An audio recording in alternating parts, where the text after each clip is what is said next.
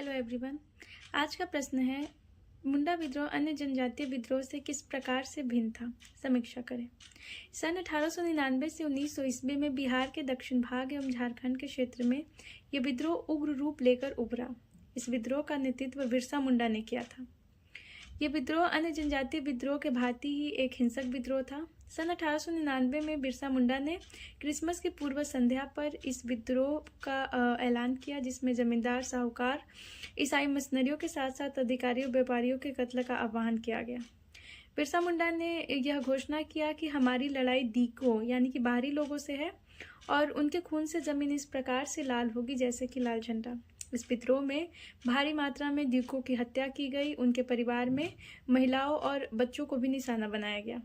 विद्रोह कई मायनों में अन्य जनजातीय विद्रोह से भिन्न था, जिसका कारण इसे संगठनात्मक रूप से उभरना और दूसरा है इसे सफल बनाने के लिए बिरसा मुंडा ने जनजातियों के धार्मिक आस्था का सहारा लिया।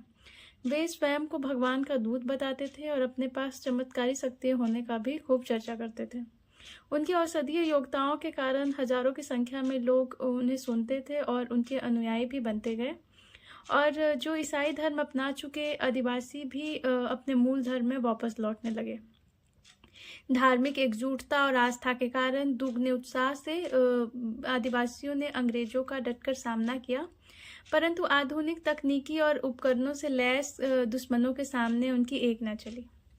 ये विद्रोह फलतः कुचला गया और फरवरी 1900 को बिरसा मुंडा को रांची जेल ले जाया गया और जहाँ पे उनकी हैजा के कारण मृत्यु हो गई। निष्कर्षतः ये विद्रोह असफल रहा और अंग्रेजों ने इसे क्रूरता से दमन कर लिया, परंतु कई इसके सकारात्मक प्रभाव भी देखे जा सकते हैं। जैसे कि 1908 में छोटा नागपुर का रैयतवाड़ी कानून पास किया गया, जिसके तहत आदिवासियों को कर में कुछ छूट दी गई, साथ ही साथ भूमि संबंधी अधिकार भी दिए गए।